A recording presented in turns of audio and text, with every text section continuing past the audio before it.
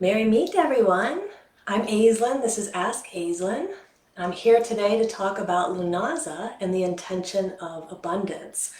So I'll have a Q&A at the end. You can ask me any questions then. I'm just going to dive right in. So Lughnasadh is considered a cross-quarter day, and traditionally it's celebrated on August 1st. So there are some traditions who will celebrate it from sundown on July 31st to sundown on August 31st.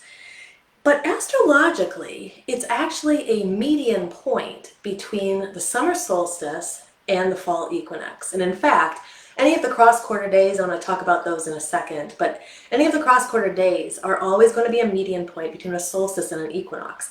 And for that reason, because the solstices and the equinoxes change date year to year, Lughnasadh also changes date year to year. It varies. So here in 2022, Lughnasadh, astrological Lughnasadh, is on August 6th, that's this Saturday, or August 7th, this Sunday, depending on what part of the world you're in. If you're here in the United States, where I am, it will be on August 6th. But as I always tell people in my coven when I'm teaching this, Lughnasadh, just like all of the sabbats, is more like a season. So I kind of noticed in a few of the groups I was in, a lot of people were doing spell work for Lughnasadh, and I remember there was someone who said that she missed doing her spell on the 1st. Is there a 24-hour window or grace period? And yes, definitely, because if we think about the astrological, and Woken hasn't even come yet, and it's just a season of energy. This is a season, and each Sabbath will have its own unique energy. So let's talk about a little bit more about what is Lughnasadh. So Lughnasadh is an agricultural-based Sabbath. It has its origins as one of the 4 Celtic fire festivals. So these are all the cross-quarter days I mentioned a bit earlier. These include Imbolc and Beltane, as well as Samhain. And they will mark places within the growing season or the dying season of the Celtic year.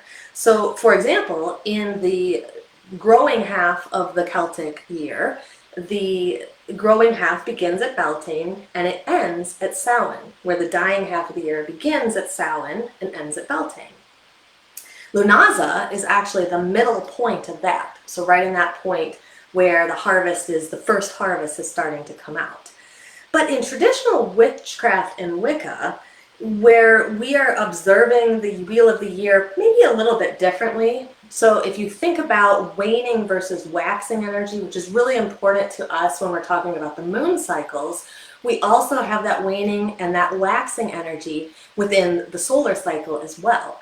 So when we hit Litha, or summer solstice, we are at that day of shortest night. And when we're at Yule, we're at that point of the shortest day and the longest night. Now, when we move from Litha all the way to Yule, we're in that waning half. So even though we're here at the height of the summer, we're actually in the waning half of the year, or from our perspective, maybe even considering it the dying half of the year. This is a little hard to sometimes see out in the world because we're at the height of the summer.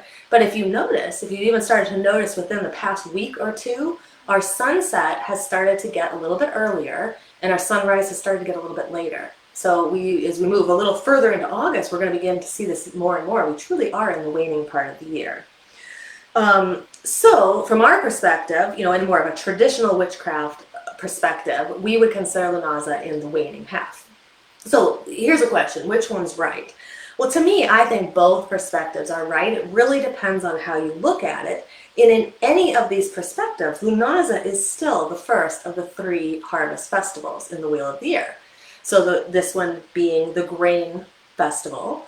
And in 6 weeks and then 12 weeks, I'll be talking about the other 2 festivals. But when we get to Mabon, that is the fruit festival. And then Samhain is traditionally when the meat was slaughtered and all the preparations were made for the winter. So there's also something to consider. Sometimes people have a few questions about the name Lughnasadh. I'm going to get to where the name comes from. But it's also referred to as Lammas sometimes, Lammas. And this comes from the Christianized version of the name. It literally translates to loaf mass, and it is a observed holiday within the Catholic Church. I'm not Catholic myself. I don't know if a lot of people actually celebrate it in modern times, but it was celebrated at some point. And so there always becomes this question, should we refer to it as Lughnasadh? Should we refer to it as Lammas?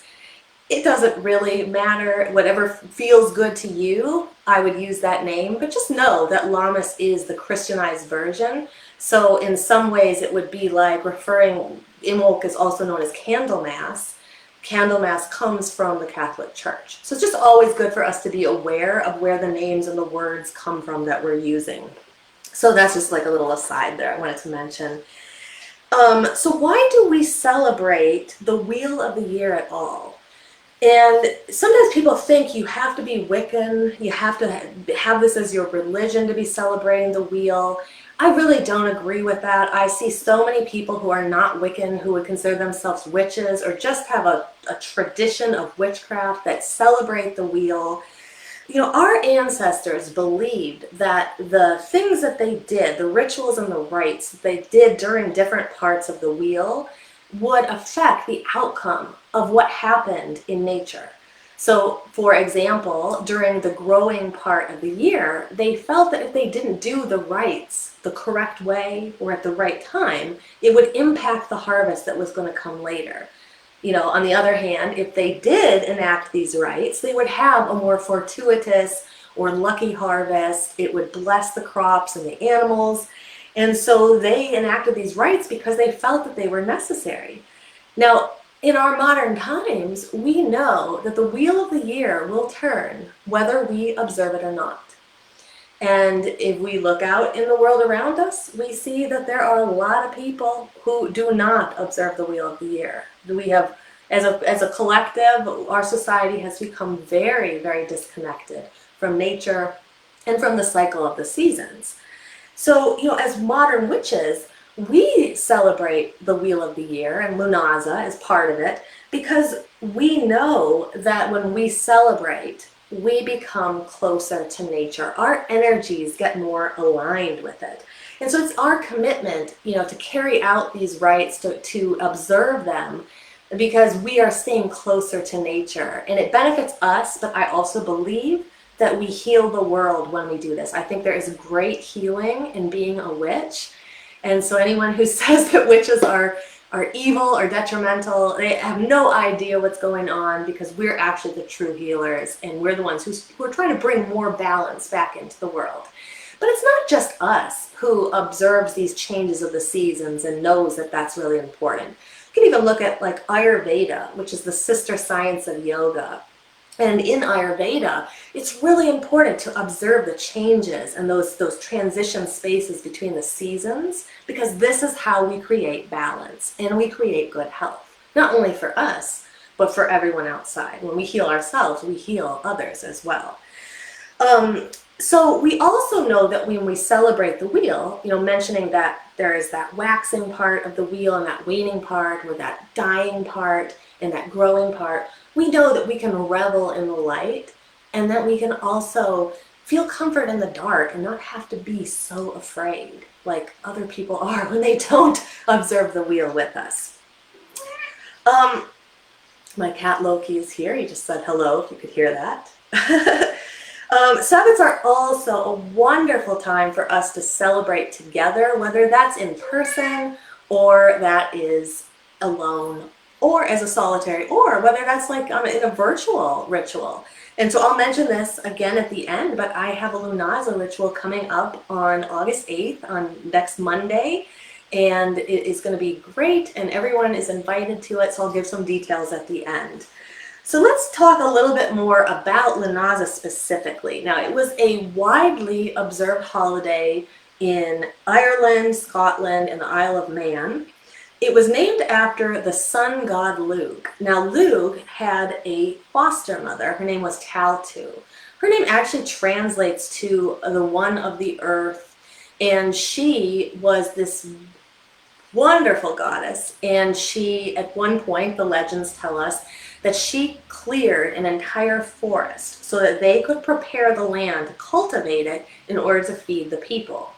So the problem is that when she did this, she exhausted herself to the point that it made her sick. And on her deathbed, when Lugh and all the others gathered around her, she said that her funeral should be a feast and a festival. And so Lugh, taking her up on this, he created this festival in her honor that was composed of games, feats of strength, there was food, and this is what she wanted. And in fact, there was even a prophecy that went with it, that if the people continued to observe this festival, then Ireland would never be without song. But the flip side of that was, if they stopped remembering the old rites, that the song would be gone from Ireland. So this is kind of a reminder to us, that we want to observe the old ways.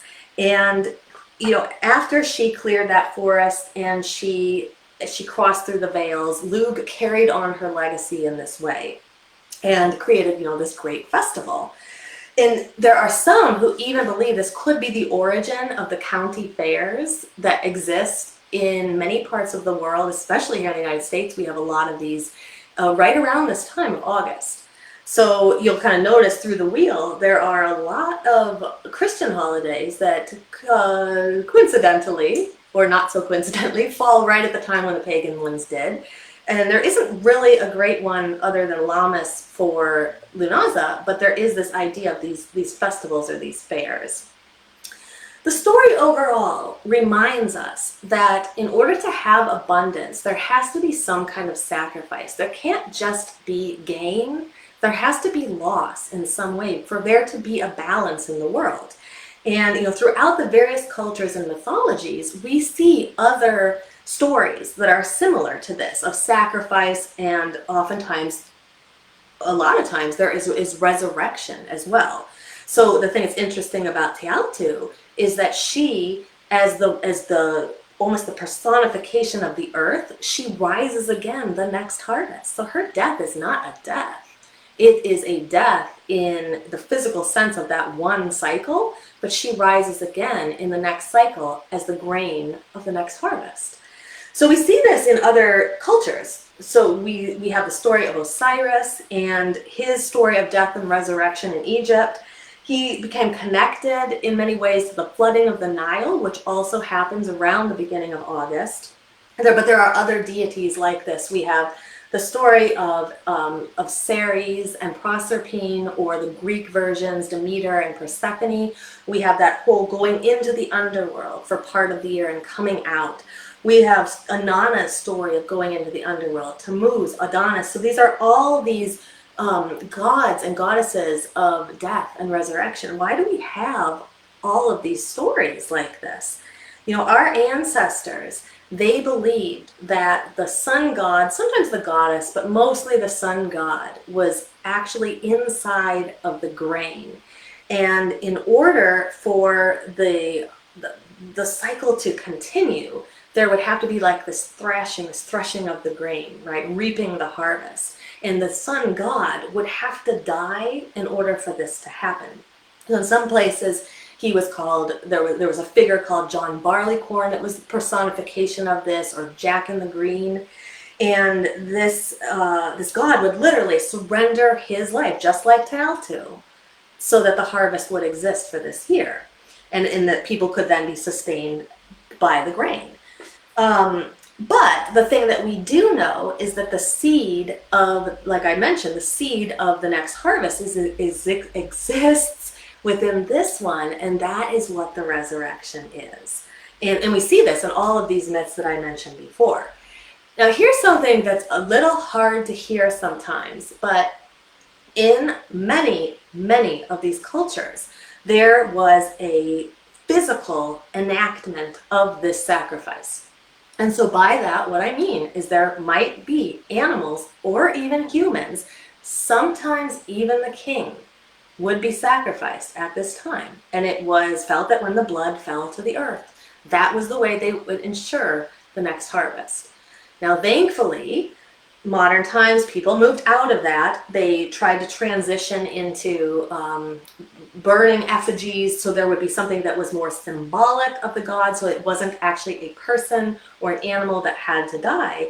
But the people really thought that if this was not enacted, the next harvest was a goner. There wouldn't be one. So it was that important to them to do this. So, why am I telling you all of this?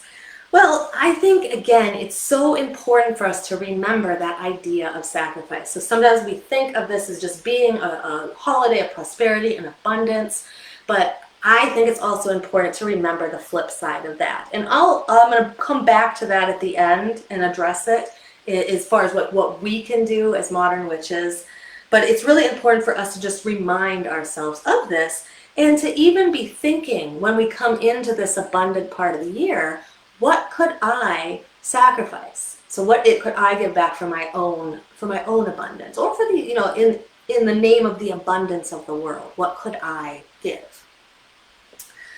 So like I said, I'll return to that in a bit, but now I'd like to shift over to what happens at Lughnasadh. So some of you have been practicing for a while, some of you probably practice with other people, and so you've been to rituals, and then others are really new to this. So there's a lot of things. I've mentioned this idea of abundance and prosperity many times. So this is oftentimes the intention at Lughnasadh. And sometimes we also will see it as a time of Thanksgiving that kind of goes along with the gratitude that we have to have in order to be open to abundance. People can make corn dollies. So these were little figures that would be made out of corn husks. And the neat thing about the corn dolly is it can be used in a couple of different ways. So remember I mentioned earlier about that burning of the effigies. So sometimes in a ritual, people will make this figure and then they will burn it in that ritual. But another thing you can do with the corn dolly is you can save it. And there's always a connection. Any point at the wheel of the year that you're on, if you look directly across that from it, 180 degrees, there will always be a connection between those two holidays. Now, the cross-quarter day that's across from Lughnasadh is Imbolc. And Imbolc is like the beginning of the rebirth. And so sometimes you will see people reuse the corn dolly, and they will use it as the breed's doll to represent the goddess breed. So there's a lot you can do with the corn dollies. And if you've never made one before, I definitely recommend it. It's a neat craft. It's really nice with kids. But it's also good just if there's a group of people to kind of get together and make them and enjoy yourselves as you're doing it. A lot of people will bake bread. In our coven, our maiden, she always, when we're in person, and we haven't been in the last couple of years, but when we're in person, she would bake little fortunes into the bread, and as people ate it during the cakes and ale, they would get this little fortune, which is really neat. We can honor Lugh and Teal too, like I mentioned before. That's a pair of god and goddess that we will often use at Lughnasadh. But any deity that's associated with resurrection could be used here. So I mentioned some of them earlier, like Tammuz, Adonis, Osiris, Inanna, Isis. Again, we have Ceres, Demeter. We have Persephone and Proserpine. We've used Lakshmi in our rituals before, and she will actually be the goddess that I'll be honoring at the ritual on the 8th. She's a great goddess for abundance, so she'll often be used as well. During Lughnasadh, we can play games, kind of enact like a little pagan festival, games, or a little pagan fair would be neat. Blessing the grains could often be done, so that people might bring in grains and then have that first harvest be blessed, which is what our ancestors did. Now, in my coven, we always use Lughnasadh as a prosperity holiday. So it's the one prosperity holiday we have in our personal wheel in our tradition. And we usually make witches' ladders. We've done this for at least the last decade. And the last couple of years we've been online. It was a little harder to make them, so we did some not magic. But I just wanted to take a few moments here and talk to you about witches' ladders for anybody who hasn't made them before. They're really neat, and I have some here to show. So they're really simple if you want to make one. This is actually one of my more recent ones. So here is the witch's ladder. So it is a braid, and in my particular one here, I have little charms here. You can see like a pentacle. I put all these little like witchy charms. There's a chalice and an athame and a cauldron, and you can get really creative with these. I have like a little tree and a heart, and here's like another one. This one's quite a bit different. So this one, the beads were braided onto it a little bit later.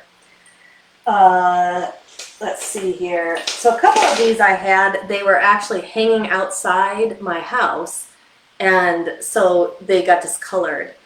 But you gotta get the idea. So it's like a braid, right? So the way that you make them, it's really simple. So you would you first want to start with an O-ring of some kind. And these are really easy to find at like Michael's.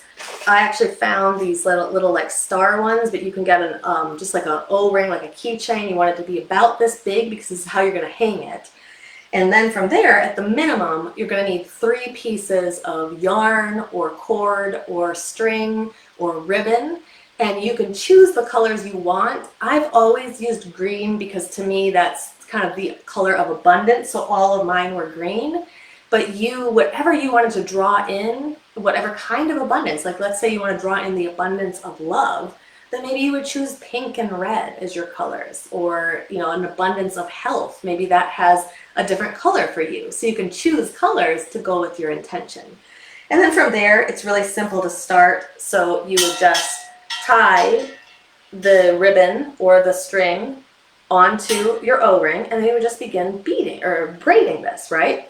So as you go, as you can see mine, it's fairly long here. I like to make them like 2 or 3 feet long, and it will take you some time. And so while you're braiding, you can go into yourself, and I like to repeat my intention over and over to myself. So just kind of as you're braiding, it's braiding that intention into the witch's ladder. Now, if you want to get more creative with it, you can, like I said, I put on these little charms, and here's like another one. It's got a few charms hanging off of it. And if you want to use charms, one of the things you can do is you could get like stretchy wire, or it's not wire, but stretchy cord from Michael's or some craft store. And what you would do with it is when you first tying those first 3 ribbons onto here, you would tie this stretchy stuff onto it as well.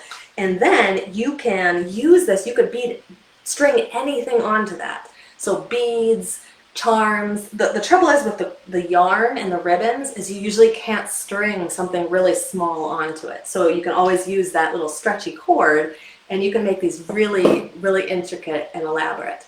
And then from there, you can do whatever you want. You can charge them in whatever way you want. We have a little chant that we would use. It says, "Witches' ladders we did weave to aid us in prosperity," or to bring us more prosperity. So you can raise your energy like that. And then what you want to do is hang this somewhere inside or outside of the home. And so as you can see, I have quite a few of them because, as I said, we've been doing this for 10 years at least. And so to me, it's just I hang them all over the house, and they're just reminders, or they help bring prosperous energy into my home, abundant energy. So I highly recommend the Witch's Ladder. I wanted to share that with you. Our coven is actually meeting for the first time in person since COVID began this weekend for Lughnasadh, and we're going to be making our Witch's Ladders once again. So I hope that you try it, and it's just a really neat thing. Cord magic, knot magic, braid magic in general, it's a really cool magic to use. I've been using it. I've been a witch for over 25 years. I've been using it since the very beginning. And the Witch's Ladder is one aspect of it, but you can braid your intentions into cords and braids and just infuse that as like a talisman or a charm or something that you carry with you, or you can wear it. We would sometimes wear them as necklaces or bracelets.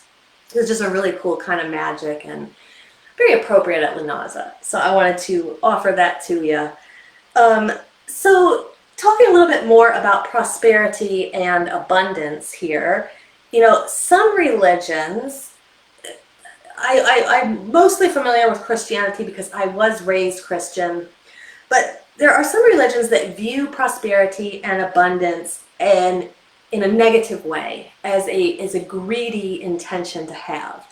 And you'll hear me talk about this in regards to other things, but even if we are not, from that, coming from that mindset, we're witches, we know, that it's not greedy, the collective still kind of looks at it that way, or it's dirty or something like that. And so that seeps into us, and it gives us this idea, like, can we really do this kind of magic full-heartedly?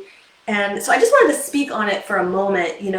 We as witches, we know it's not selfish to ask for what we need, and in fact to ask for more than what we need, to ask for what it takes to be comfortable. Prosperity, abundance, money, these are just energies. And just because there are people who don't have things doesn't mean that we have to suffer too. So sometimes people say, I'm afraid to ask for more abundance because all these other people are without. And while that's true, is it helping them have more if we have less? No, right? So, in fact, the truth of it is that the more abundance we have, the more prosperity we have, the more better we're able to serve people. We're able to go out there and give more of ourselves if we have enough for ourselves. So, it allows us to become the philanthropist or the people who donate, and so that I love that idea of thinking of it, bringing in what we need and even more than we need. So we live comfortably enough that we have plenty to give others. So I really like to think of it that way. These are not dirty intentions at all.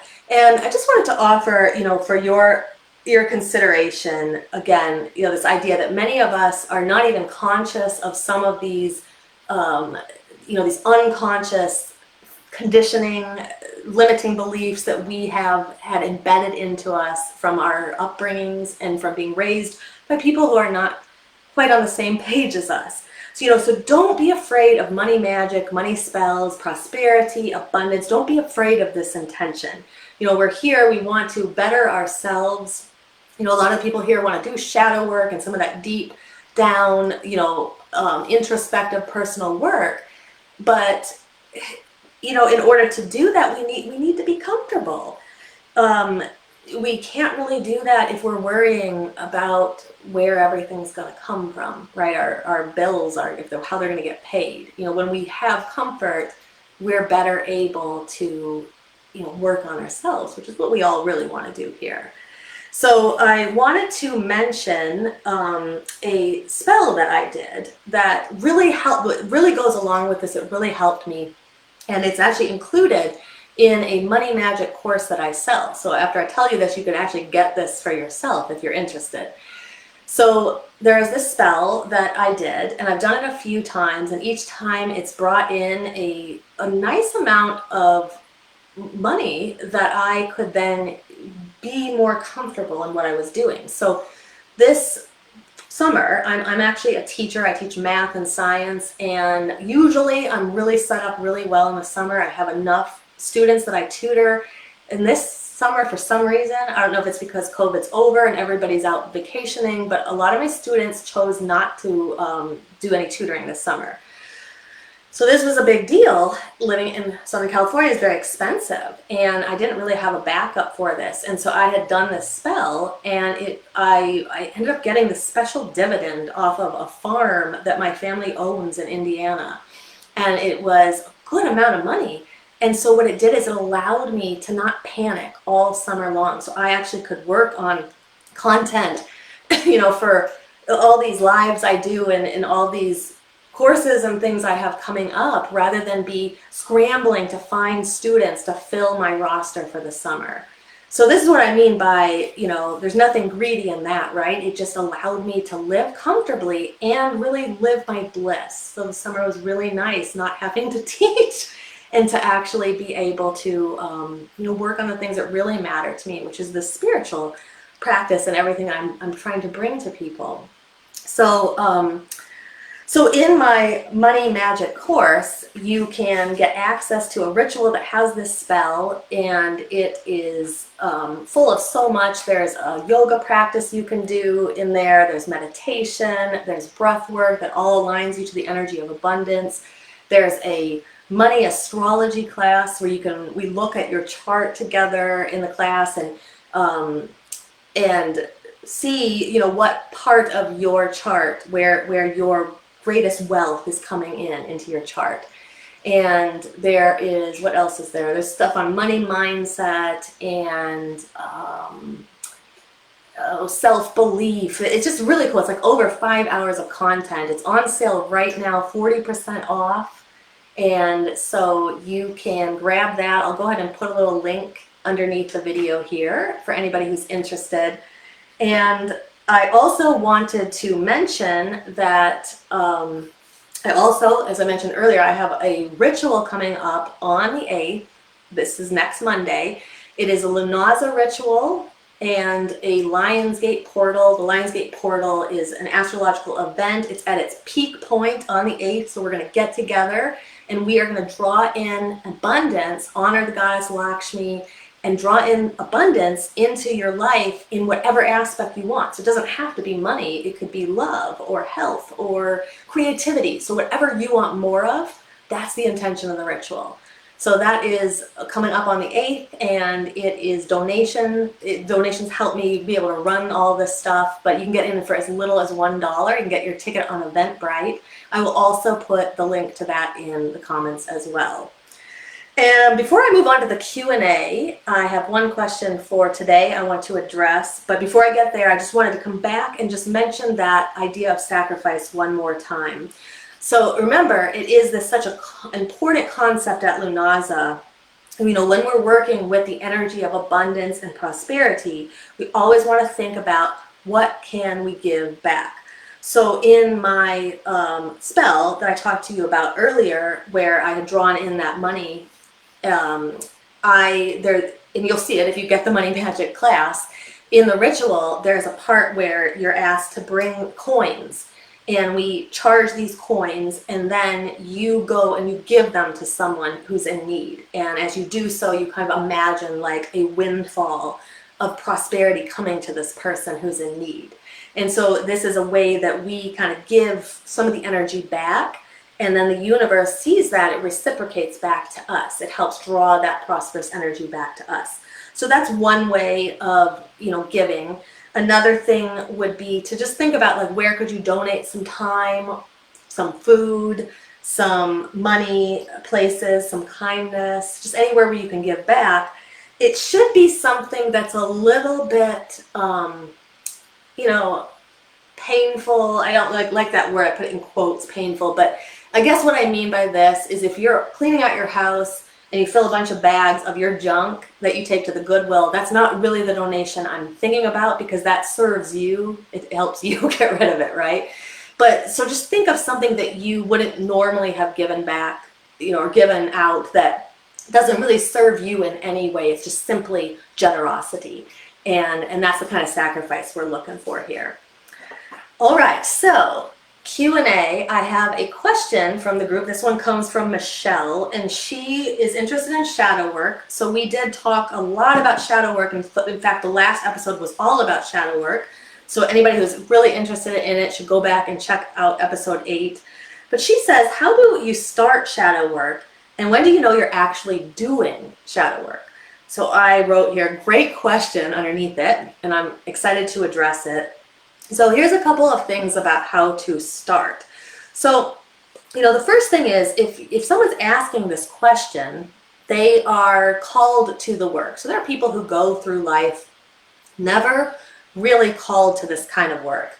And, you know, for them, maybe there are other methods to work on yourself, to alchemize your personality, your emotions, your soul. There are different ways to do it. Shadow work is one method.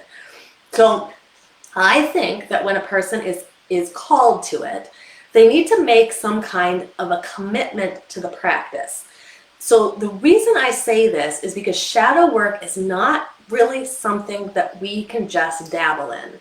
And the same kind of goes with witchcraft. You can come into this and you can kind of flip through it and read a book here, dabble in a spell there. But the people who get really good at it are the people who commit to it.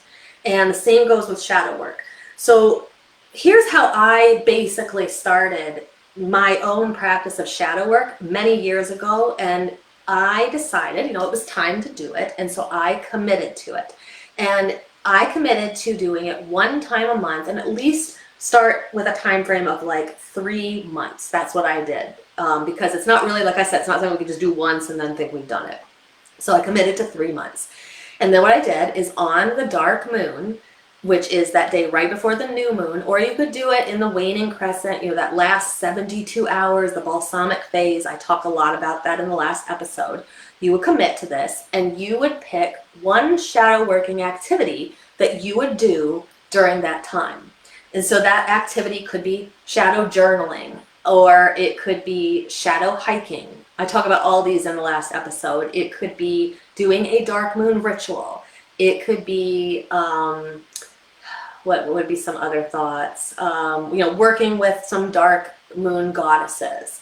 So you're just going to commit to one of these things. Shadow journaling is usually one of the easiest ones, where you just pick several prompts and you just journal on them. You can even, set it up in a circle. You can get some candles going and, make a little ritual of it. But you commit to one practice, and then you do it. And this is how I started. And so at first, you know you're doing it because you chose to do this activity. But what you're going to find, and this is what happened for me, is that once I got in the groove of doing shadow work, or at least doing some kind of like a dark moon releasing ritual every month, it's like my psyche decided it was time to do shadow work, and it would engage in it itself when the time came every month. It's really fascinating. So if you really follow it, you will start to just engage in it just on your own. And, at times it can be a little uncertain, like, am I doing it? How do I know if I'm doing it? So that's why your question is really good. But what I would say, is at first you may not be sure, and that's why you're just committing, right? You're just doing it every cycle. And then from there, you'll start to notice things like, so like, let's say you're coming into that crescent moon phase, and you'll start to notice that you're ruminating, or not, I shouldn't say ruminate, not really the right word, but you're contemplating qualities that you picked up from your parents that exist in you, or events that happened in the past that didn't have a good outcome. You'll start like contemplating these. Past life residue. You might, if you have access to past lives, they might like come up to the surface, and you start to realize, wow, I have this hold up in this life because of that event. Or things in relationships with others, patterns. You're going to start to see all of this just bubbling up to the surface around that dark moon. And really how you know you're doing it is when you start to see that stuff kind of happening, but you also start to see the impact that it has out in your life.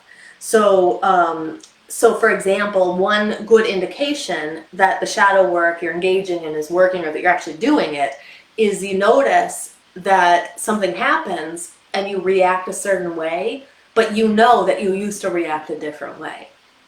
And that's where you pat yourself on your back and you say, good work, I'm actually doing some alchemy here with my soul, right? With my emotions, with my psyche, with everything. You feel less troubled. It doesn't mean your problems are gone, but you're less swayed by them, you're less worried by them. That's how you really know it's working. And I promise you, if you do this over, of course, like I said, start with 3 cycles and try it. And then maybe if that works, go for another 3. Eventually you're just gonna notice, and you're gonna be looking back and you're gonna be like, wow. Like sometimes I even marvel at like who I am now as opposed to who I was several years ago, and how much progress I've made through my shadow work journey.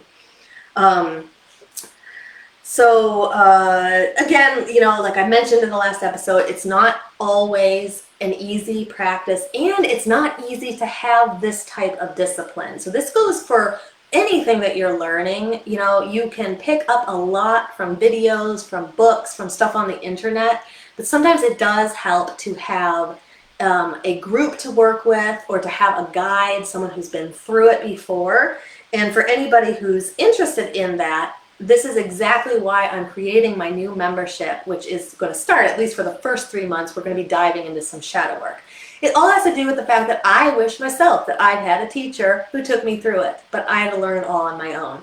And so I want you to not have to go through that on your own unless you want to, and that's okay if you do. But if you want guidance, if you want help, if you want to be in a community with some people who are doing it together in a small group setting, that's what this membership is for. So if you are listening to this and it's sounding good to you, you can always you can message me, or you can always comment on any of my videos or posts and let me know you're interested, and I will make sure that I let you know first when the door is open, because I am taking a limited amount of people because I want to keep it small and a little bit intimate for those who are working on it, and eventually we'll probably open it up to more people. But at first we're going to keep this pretty small. But there's so many cool things. We're going to be working with the goddess Inanna. We're going to be doing a descent into the underworld right around Samhain. It's so awesome. You are just going to love it. And we are going to work with Chiron, the wounded healer. We are going to find the wound in each of our astrological charts. And when we heal that wound, we increase our potential to become who we are meant to be here, in this world. We're probably going to be working with Ariadne. She's been speaking to me a lot. I've been seeing a lot of spiders and spider webs, so she's always a good one. We're probably going to work with Lilith as well. So it is just jam-packed, full of cool things, rituals and workshops. And to me, the community is the best part, because you have me and you'll have some friends who are going to be going through it too. And by friends, they'll be people that you will probably create nice lifelong friendships with, because we're all going through the same thing. So anyway, if you are interested, let me know. That kind of ends my segment. And for anybody who's got more questions, especially for Michelle who asked this specific question, if that didn't answer your question and you want a little bit more, definitely reach out to me. All right, everybody, I am going to sign off for today. Happy Lughnasadh, start of Lughnasadh season for those who are celebrating this weekend. I hope you have wonderful rituals, and I really hope that you join me on Monday. It's going to be awesome to get together and just really bring in the energy of abundance together as a group. All right, until next time, blessed be.